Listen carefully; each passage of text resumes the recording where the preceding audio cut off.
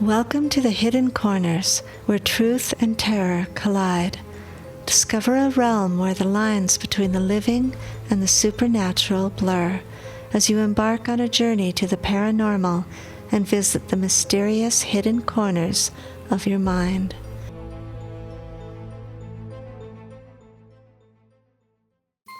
Welcome to Sci Fi Saturday. This one is called Beyond the Door by Philip K. Dick. It's a story about Larry Thomas, who bought a cuckoo clock for his wife without knowing the price he would have to pay. That night at the dinner table, he brought it out and set it down beside her plate. Doris stared at it, her hand to her mouth. "Oh my gosh, you got me a present! What is it?" She looked up at him bright-eyed. "Well, open it." Doris tore the ribbon and paper from the square package with her sharp nails. Larry stood watching her as she lifted the lid. He lit a cigarette and leaned against the wall. "It's a cuckoo clock," Doris cried. "A real old cuckoo clock, just like my mother had." She turned the clock over and over. "Just like my mother had when Pete was still alive." Her eyes sparkled with tears. "It's made in Germany," Larry said. After a moment, he added, "Carl got it for me wholesale. He knows some guy in the clock business. Otherwise, I wouldn't have—" He stopped. Doris made a funny little sound. Otherwise, I wouldn't have been able to afford it." He scowled. "What's the matter with you? You've got your clock, haven't you? Isn't that what you wanted?" Doris sat holding on to the clock, her fingers pressed against the brown wood. "Well," Larry said, "what's the matter?" He watched in amazement as she leaped up and ran from the room, still clutching the clock. He shook his head. "Never satisfied. They're all that way. They never get enough." He sat down at the table and finished his meal. The cuckoo clock was not very large. It was handmade, however, and there were countless frets on it, little indentations and ornaments scored in the soft wood. Doris sat on the bed, drying her eyes and winding the clock. She set the hands by her wristwatch. Presently, she carefully moved the hands to 2 minutes of 10. She carried the clock over to the dresser and propped it up. Then she sat waiting, her hands twisted together in her lap, waiting for the cuckoo to come out, for the hour to strike. As she sat, she thought about Larry and what he had said, and what she had said, too, for that matter. Not that she could be blamed for any of it. After all, she couldn't keep listening to him forever without defending herself. You had to blow your own trumpet in the world. She touched her handkerchief to her eyes suddenly. Why did he have to say that about getting it wholesale? Why did he have to spoil it all? If he felt that way, he needn't have gotten it in the first place. She clenched her fists. He was so mean, so damn mean. But she was glad of the little clock sitting there ticking to itself with its funny grilled edges. And the door. Inside the door was the cuckoo, waiting to come out. Was he listening, his head cocked on one side, listening to hear the clock strike so that he would know when to come out? Did he sleep between hours? Well, she would soon see him. She could ask him.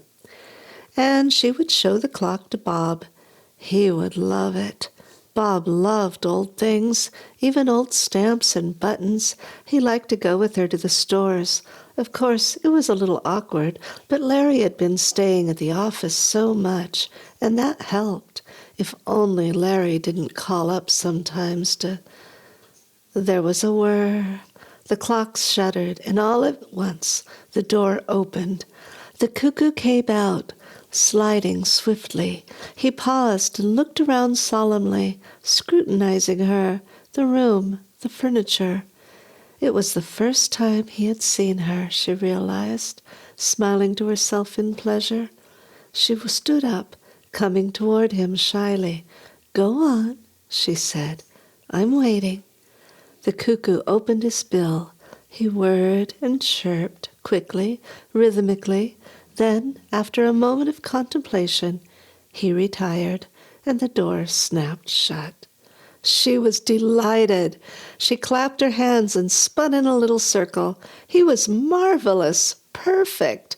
And the way he had looked around, studying her, sizing her up. He liked her. She was certain of it. And she, of course, loved him at once, completely.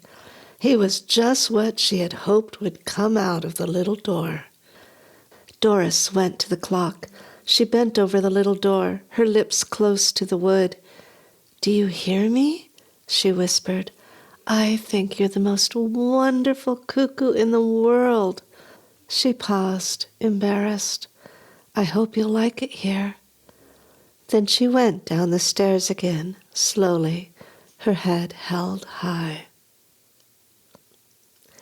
Larry and the cuckoo clock really never got along very well from the start. Doris said it was because he didn't wind it right, and it didn't like being only half wound all the time. Larry turned the job of winding over to her.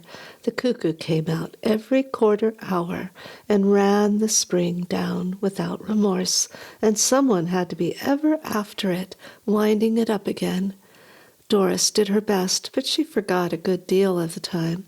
Then Larry would throw his newspaper down with an elaborate, weary motion and stand up. He would go into the dining room where the clock was mounted on the wall over the fireplace. He would take the clock down, and he made a big fuss of it. And making sure that he had his thumb over the little door, he would wind it up. "Why do you put your thumb over the door?" Doris asked once. "You're supposed to." She raised an eyebrow. "Are you sure? I wonder if it isn't that you don't want him to come out while you're standing so close." "Why not?" "Maybe you're afraid of him." Larry laughed. He put the clock back on the wall and gingerly removed his thumb. When Doris wasn't looking, he examined his thumb. There was still a trace of the nick cut out of the soft part of it. Who, or what, had pecked at him? One Saturday morning, when Larry was down at the office working over some important special accounts, Bob Chambers came to the front porch and rang the bell. Doris was taking a quick shower. She dried herself and slipped into her robe. When she opened the door, Bob stepped inside, grinning. "Hi," he said, looking around. "It's all right. Larry's at the office." "Fine." Bob gazed at her slim legs below the hem of her robe. "How nice you look today." She laughed. "Be careful. Maybe I shouldn't let you in after all." They looked at one another, half amused, half frightened. Presently Bob said, "If you want, I'll—" "No, for God's sake." She caught hold of his sleeve. "Just get out of the doorway so I can close it. Mrs. Peters across the street might see you, you know." She closed the door. "And I want to show you something," she said. "You haven't seen it yet." He was interested. She took his arm, leading him toward the dining room.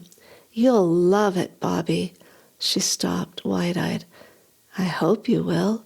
You must love it. It means so much to me. He means so much."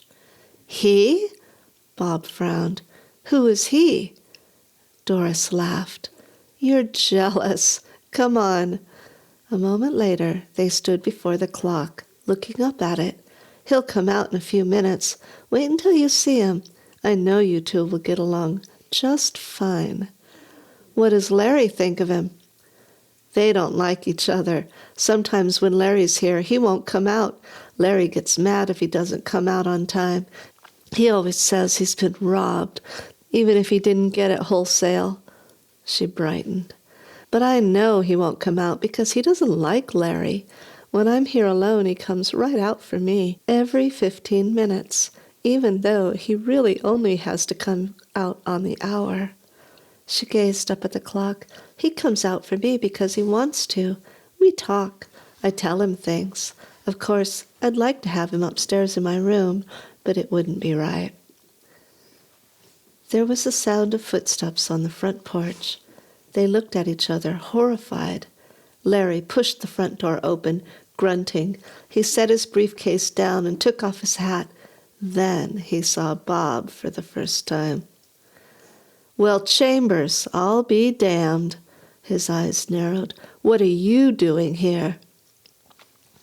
He came into the dining room. Doris threw her robe about her helplessly, backing away. Bob began. He broke off, glancing at Doris. Suddenly the clock began to whir. The cuckoo came rushing out, bursting into sound. Larry moved toward him. "Shut that thing off," he said. He raised his fist toward the clock. The cuckoo snapped into silence and retreated. The door closed. "That's better." Larry studied Doris and Bob standing a little too close together. "I came over to look at the clock," Bob said. "Doris told me that it's a rare antique and that—" "Nuts. I bought it myself." Larry walked up to him. "Get out of here." He turned to Doris. "You two, and take that damn clock with you." "No, leave the clock here. It's mine. I bought it and paid for it." In the weeks that followed after Doris left, Larry and the cuckoo clock got along even worse than before. For one thing, the cuckoo stayed inside most of the time, sometimes even at 12 o'clock when he should have been busiest. And if he did come out at all, he usually spoke only once or twice, never the correct number of times. And there was a sullen, uncooperative note in his voice, a jarring sound that made Larry uneasy and a little angry. But he kept the clock wound because the house was very still and quiet, and it got on his nerves not to hear someone running around, talking and dropping things. And even the whirring of a clock sounded good to him. But he didn't like the cuckoo at all, and sometimes he spoke to him. "Listen," he said late one night to the closed little door. "I know you can hear me. I ought to give you back to the Germans, back to the Black Forest." He paced back and forth. "I wonder what they're doing now, the two of them. That young punk with his books and his antiques. A man shouldn't be interested in antiques. That's something women are interested in. Isn't that right?" The clock said nothing. Larry walked up in front of it. "Isn't that right?" he demanded. "Don't you have anything to say?" He looked at the face of the clock. It was almost 11, just a few seconds before the hour. "All right, I'll wait until 11. Then I want to hear what you have to say. You've been pretty quiet the last few weeks since she left." He grinned wryly. "Maybe you don't like it here since she's gone." He scowled. "Well, I paid for you, and you're coming out whether you like it or not. You hear me?" 11 o'clock came. Far off, at the end of town, the great tower clock boomed sleepily to itself, but the little door remained shut. Nothing moved. The minute hand passed on, and the cuckoo did not stir. He was someplace inside the clock, beyond the door, silent and remote. "All right, if that's the way you feel," Larry murmured, his lips twisting. "But it isn't fair. It's your job to come out. We all have to do things we don't like." He went unhappily into the kitchen and opened the great gleaming refrigerator. As he poured himself a drink, he thought about the clock. There was no doubt about it. The cuckoo should come out, Doris or no Doris. He had always liked her, from the very start. They had got along well, the two of them. Probably he liked Bob, too. Probably he had seen enough of Bob to get to know him. They would be quite happy together, Bob and Doris and the cuckoo. Larry finished his drink. He opened the drawer at the sink and took out the hammer. He carried it carefully into the dining room. The clock was ticking gently to itself on the wall. "Look," he said, waving the hammer. "You know what I have here. You know what I'm going to do with it. I'm going to start on you first." He smiled. "Birds of a feather. That's what you are, the three of you." The room was silent. "Are you coming out, or do I have to come in and get you?" The clock whirred a little. "I hear you in there. You've got a lot of talking to do, enough for the last 3 weeks, and I figure you owe me." The door opened. The cuckoo came out fast, straight at him. Larry was looking down, his brow wrinkled in thought. He glanced up, and the cuckoo caught him squarely in the eye. Down he went, hammer and chair and everything, hitting the floor with a tremendous crash. For a moment the cuckoo paused, its small body poised rigidly. Then it went back inside its house. The door snapped tight shut after it. The man lay on the floor, stretched out grotesquely, his head bent over to one side. Nothing moved or stirred. The room was completely silent, except, of course, for the ticking of the clock.